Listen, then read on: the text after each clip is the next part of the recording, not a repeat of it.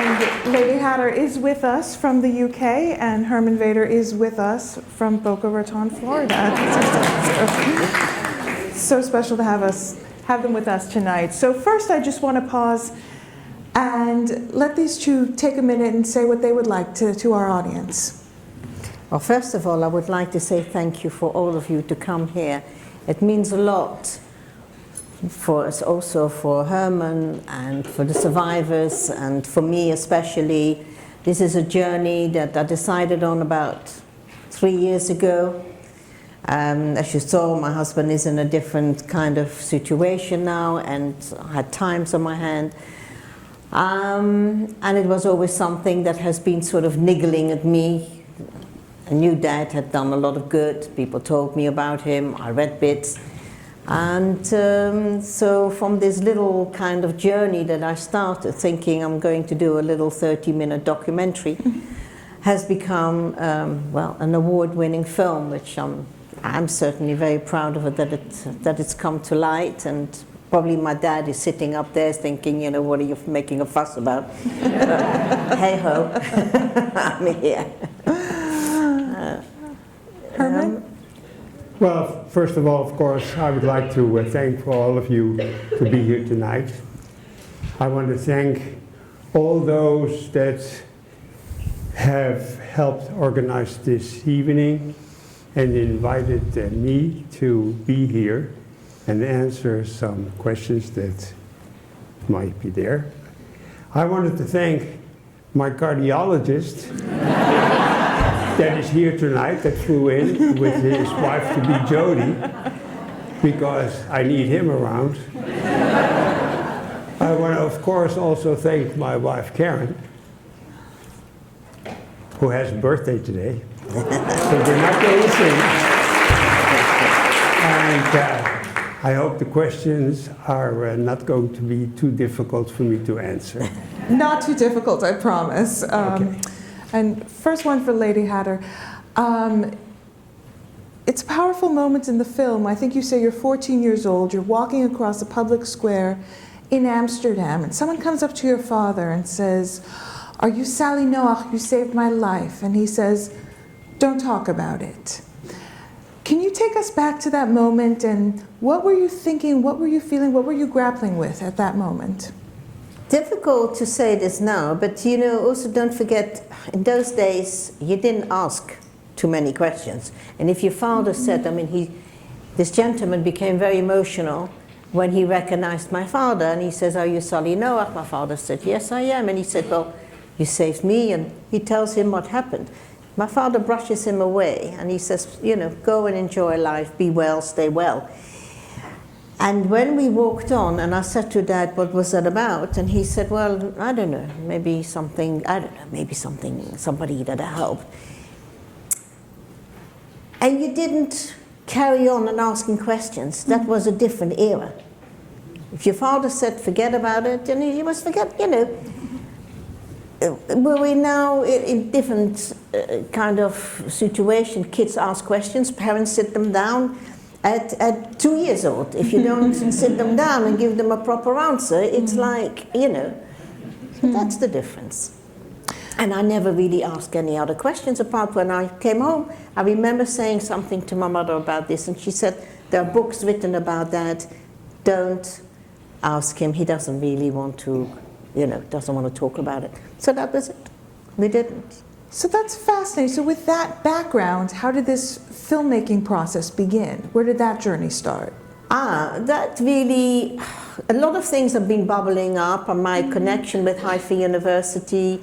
They have education for international students on Holocaust, which I knew, and that sort of, you know, also makes it very interesting. And then this film, this little wedding, this old wedding film, was sent to me by World Jewish Congress. And I'm working along with a lady, Jerry, that's in the film. And she said, "You see, this is another reason why you should really make a documentary about your father," because she had read lots of articles about my dad. So it was like bits of puzzles that sort of came together. And then you're thinking, okay, maybe I should do this right now. But before we go any further, I don't know if there's anybody in the room who has any connections or descendants of my dad. I don't know. Can we have a show of hands? Is there anybody in here that knows or knew of my dad? Beautiful. There you go. Beautiful. Maybe should we ask them to share their stories right now? Are you willing to share your story? Sure. We have a microphone coming from Laura. Yeah. Okay. Well, my father's story was a little bit in the film. I'm Michael Wolf. My father's Manfred Wolf. However, I think the real story would be right here. Manfred is my cousin, my dearest cousin. Okay. And I really don't know where to begin, but I will say that my cousin Robbie Cornmeal in Holland said that really we wouldn't be here if we weren't saved by this wonderful man. And I was very young. I was born in Antwerp, Belgium. We left Antwerp in 1940. I can't hear you. My mother, my father, and I left Antwerp in 1940. And we had a journey too. We traveled to France.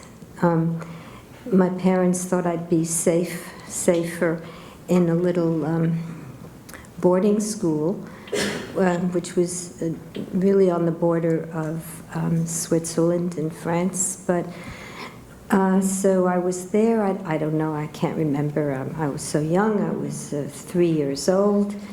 But my mother and father received a phone call maybe a week after I was there, that there would be a children's transport the next day for the Jewish children, and to please come and take me back home. So then my mother came at night, and I was taken back to France, to Paris, and the journey began there. We went to the south, and eventually we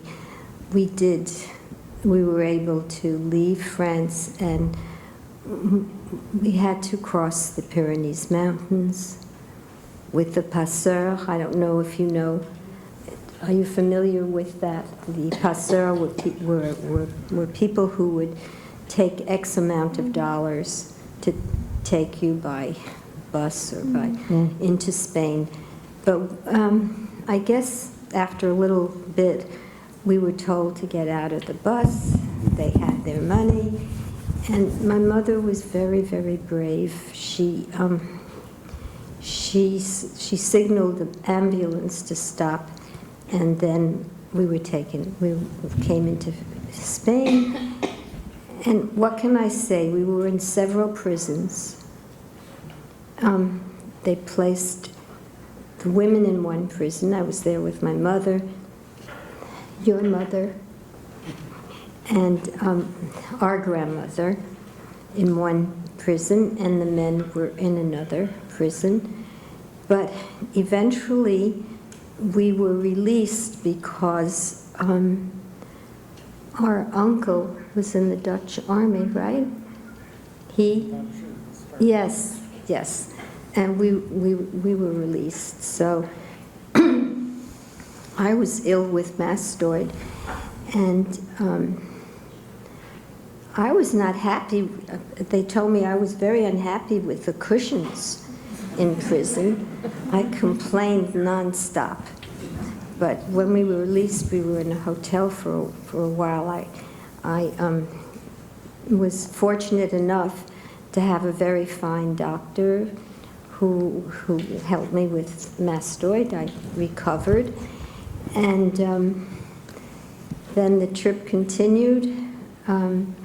We left Spain and went to Portugal, and then from Portugal we were in a ship and arrived to, interestingly, to Philadelphia. They didn't really want us. Okay, you went to Philadelphia and Yeah, not... they didn't want us in Philadelphia. Okay. And they put us on a train to Canada, to Montreal, and we were in you there either.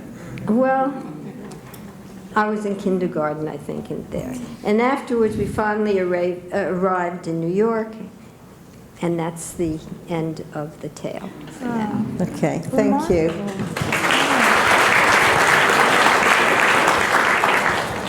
Is there anyone else in the audience with a connection to this story So Lady who would over like there. to share? Someone? It's not about that wonderful family. I would like to just mention that my mother came from the Usher family in Amsterdam. Chief rabbis, the head of the Diamond Exchange, everything. When my parents made Aliyah 2 years before Hitler, she told me later that I never dreamt that I'll never see everyone that was at the wedding again. And when my parents, who made Aliyah to Israel, when they opened up the Hebrew University, the biochemistry department, where my father finished his doctorate in Amsterdam in pharmacology and went to the Hebrew University for biochemistry, they sent a message to Amsterdam, to the hundreds of people that were the Usher family, come. And they were told that don't talk nonsense. If you're going to send such telegrams again, we will not answer you. My grandparents came. That year, there was no more Jewish community in Amsterdam. The wife of the chief rabbi at the gathering was standing around while the heads of the community, who made lists of which Jews go at nights on the trains, was told that tomorrow your 2 sons are on the train. Would you like us to do something? And she was very thin, tall. She straightened up and said, and another Jewish mother should cry. Okay. Wow, goodness. All right. Thank you for sharing that. It's really remarkable that now we hear all these fascinating stories, and these have all come to light. But at the beginning of this journey, it strikes me, the narrator says that your father drew a veil over his experiences. And that narrator, by the way, is Zoe Wanamaker, a phenomenal British actress. I think that name is less recognizable to American audiences. But she says he drew a veil over his experiences. And at the beginning, there were even some indications that what you might turn up, you didn't know what would turn up in this process.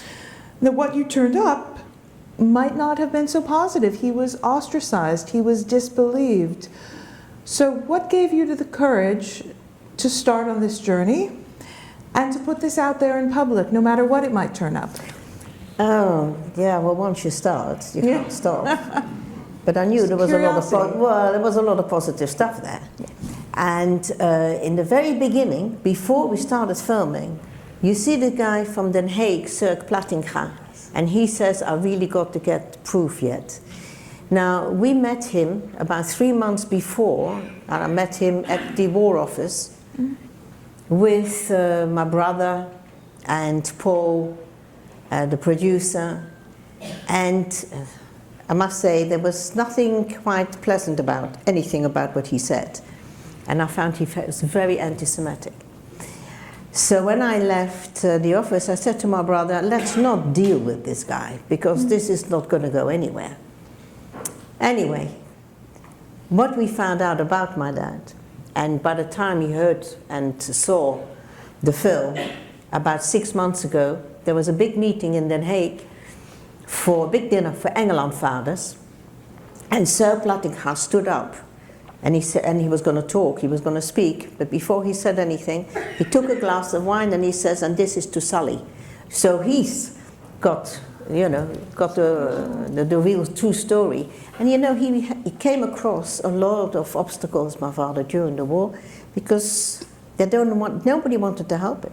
And he did what he did really out of pure chutzpah. I mean, I didn't have another word to say, you know, there's no other word for that. To make yourself a consulate and just do. And you know, apart from anything else, he looked so Jewish. If that is, you know, to get away with that. So that's quite a reversal. But you even have indications that your feelings about your father and his legacy evolved during the making of this film. Talk a little bit about that. Sorry, that's what? That your feelings about your father and his legacy developed, they changed over the course of filming. Well, yes, of course. Once you sort of, you know, the more I read about it. Don't forget, I left Amsterdam when I was 18. My father didn't write the book until in 71. He was honored at the same time. And I was busy in London. I'd had children, babies, you know, it wasn't my priority. Right. As you get older, it becomes much more important. I'm sure plenty of people sitting here saying, I wish I asked my mother this, or asked my dad that. And it is all a bit too late. And that's why it is so important to ask now and tell the story.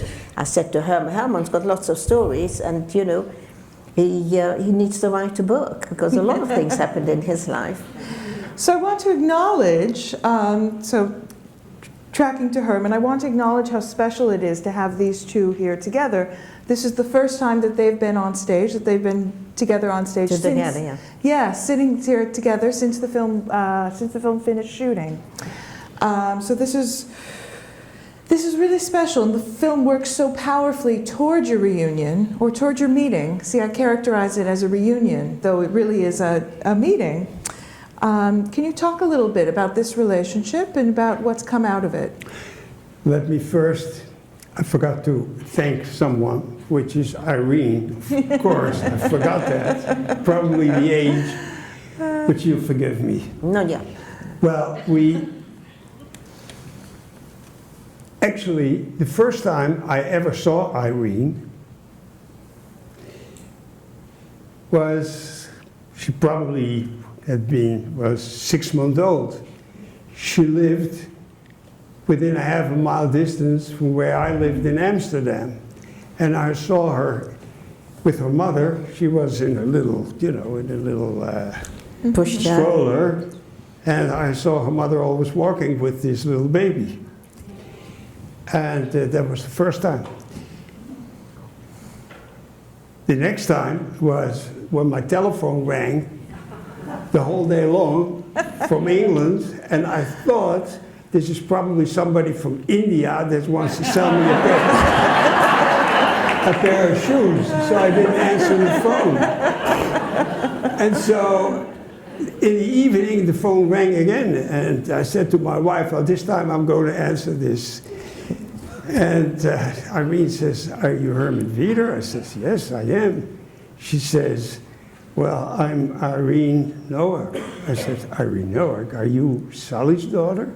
And she said, yes. I said, you know that your father saved my life and the life of my father, mother, and brother. And she says, yes. From there on, our relationship has grown, of course.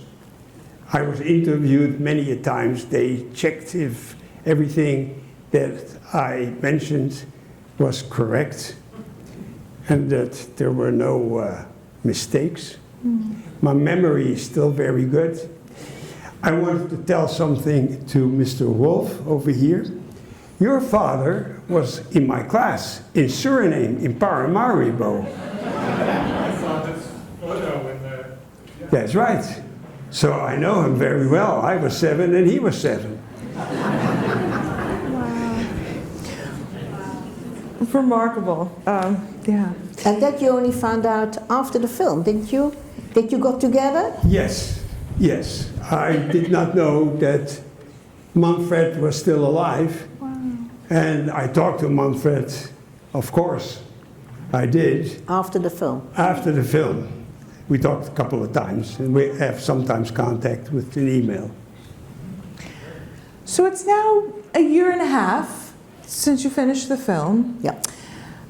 And Herman, you said this is the first time you've talked about this publicly. This is the first time, and maybe it's the first time in a while that you've thought about this. In a while. Truthfully, I never talked about the war ever again. It was only a year and a half ago, or when Irene called me, that all this stuff came up, because it's not something that I like to talk about. It's something that happened in my life, and this is like a bad dream. And you want to try and push this away. And that's also one of the reasons I immigrated officially, didn't run over the border, folks, to the United States. And my neighbors or wherever I live never knew anything about me and about this situation. And in the past year and a half, how has that been for you? That this Well, I've had a pretty so rough... public. Well, yes, but it's been public a little bit.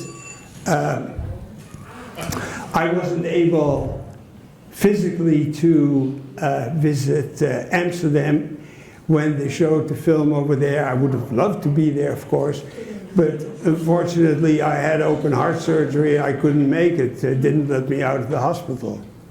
And then she went to London, and I was not able to go there. So this is the first time that I sit on in a chair over here and talk to you. Well done, Herman. It's wonderful. So happy you're here. So as we talk, just one last question for me, and then I'll turn this over to questions from the audience. But can you tell us a little bit about this filmmaking process? I can imagine there were so many meaningful moments that's so apparent in both of you on film, but also maybe you can tell us about some difficult or demanding moments along the way. Demanding. You want to try? Give it a try. Yeah, I must say it was amazingly quickly done. You know, when I got the producer he wanted to take on the story, he was so keen, and I said, look, there is a reason behind this. I really like, so this was in June, July, the contract was signed in August, on the understanding that it will be out by April. Wow. This is how quickly. Very fast. And I had a reason for that. I was going to have a big birthday. I was making a dinner for Haifa University, and I wanted to do that part of it. And I managed. It was, by March, it was in the cut-in editing place in Pinewood Studios. Oh, so we're talking a few months, 8 months. And that is with music specially composed for this. So we want to make, she spent the whole day, something that we thought was going to be an hour's job. She was such a perfectionist, it was amazing. Did I have difficult times with it? No, not really. Lots of phones going. Yes. No, I think it was all very well organized. It all fell into place. We could have interviewed quite a few survivors, but we wanted to keep it to sort of an area like, say, San Francisco. I went to Palo Alto and then flew to Boca to keep it easy. But like in Belgium, there was in Canada, there was, there's other people. And when I was in Israel, where I showed the evening of Yom HaShoot, I showed the film in a cinema in Jerusalem, and it was a full cinema like here. And after the film was shown, I asked if anybody was in the audience that had any connections to my father, and 30 people stood up. And that was the best moment. Very special. I would say that was one of the very special moments. And 2 families came with 4 generations. They came from, from far to say, look, Remarkable. we just wanted to say thank you. So It's been a very good journey for me. Remarkable. And this, I'm now really my whole raison d'etre after I've done the festivals, and there's quite a few appointments with synagogues, and I also been to South Africa, to 3 different Holocaust centers. But then I'm going to go to schools with it, and that's where I want to end up. That's really remarkable. Going to schools all over England. I mean, we've got enough anti-Semitism going on. Let the story carry on.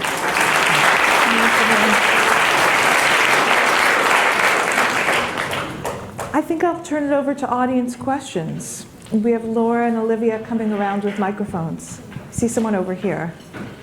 Got a question and over here. And there. Lady Irene, I would just like to know, what did your father do after he left Lyon? After he left Lyon, Yes. he then he had to run himself. He ended up in Lisbon, spent a month in Lisbon until he got that plane into London. And then he was in London until 1946, when he moved back to Holland with my mother. Yeah.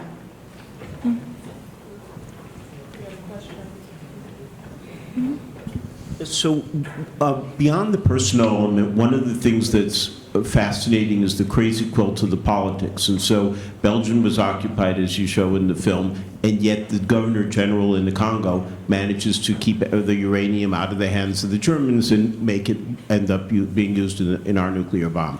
And so you had all these bizarre things, and what I'm not clear about is how is it possible that after Holland fell in that summer of 40, that you have consular officials functioning in Lyon, and how did that work out that was possible to occur? Well, France wasn't occupied, partly occupied. You had Vichy France. And I suppose it just carried on. I mean, the consul was there. The consulate was, I don't know. I mean, I don't know why, until the end of 42. That's when it all sort of wrapped up. That's when France was fully occupied. But it was partly occupied. So, actually, I don't know how it carried on. But it did. It did. Thank God they did, because they helped a lot of people. We have a question up here. There were some black and white films of your father in front of the Palais in Lyon, and then in the stadium. Yeah. Post-war, or No, was it shot there right when he was ready to go in? In the very beginning, when they showed it to you, it was when he. It's a part of an interview. In 1971, that took my father back to Lyon. It was Dutch TV, and it starts off by a journalist standing there and saying about the war, about Lyon, about what happened, and this one brave man in Lyon who saved hundreds of people. Well, a lot of people were being transported. So this is an interview. And it was shown in May 1971. And that's the only thing that we had of my dad, really, that, which was poignant, because it is a black and white, and it is an interview with him. Yeah. I never knew about this interview. Again, I was living in England. My mother might have told me Dad was on television. But okay, so great, how come? Well, she might have told me, but I probably was busy with the babies or something. We have some questions in the front, and if people could try to shut off their cell phones, that would be great. Have a question down here?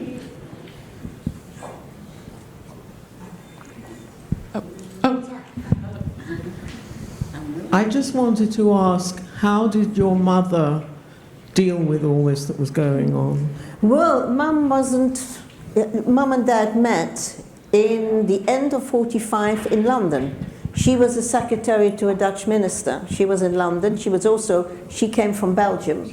She left 1939, moved to London, and had a job.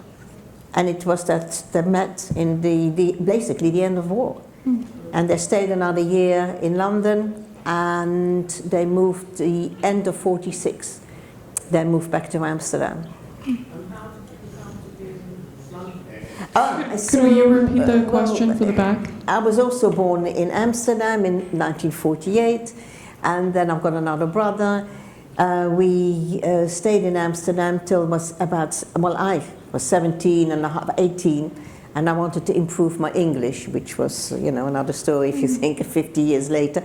But I was I went to school. I went to a class of school, an English kind of setup in London for 3 months, and met a boy, and the rest is history. Question in the front. We have a question in the back, and then we'll head to the front. Thank you very much, Lady Irene. This is quite extraordinary. I just wanted to know, Lyon was acknowledged as being a hub for tremendous French underground activity.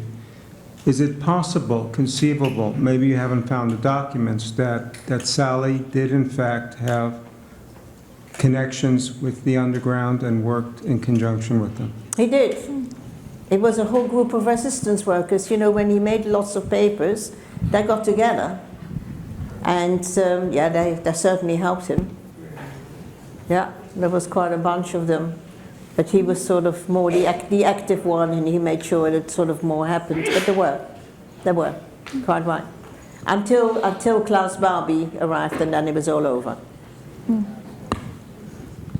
Hello, thank you so much. I just came back from Holland, and what is your feeling? Do you feel that today in Holland, is there sufficient acknowledgement of the Holocaust? Do you feel they're doing a good job now? They're doing a good job. Yes, they certainly do. Yes, especially in the last few years with their Jewish museum. Yeah. And This is your home country as well. Yes, of course. Yes, I know that they are. There used to be a place in Amsterdam where all the children were locked up and would be moved away to go to the camps. And an organization was formed a couple of years ago, and monies have been put together to buy that building and to make it a Holocaust museum. And they're very active doing so right now. Yeah. They're certainly better with it. Yeah.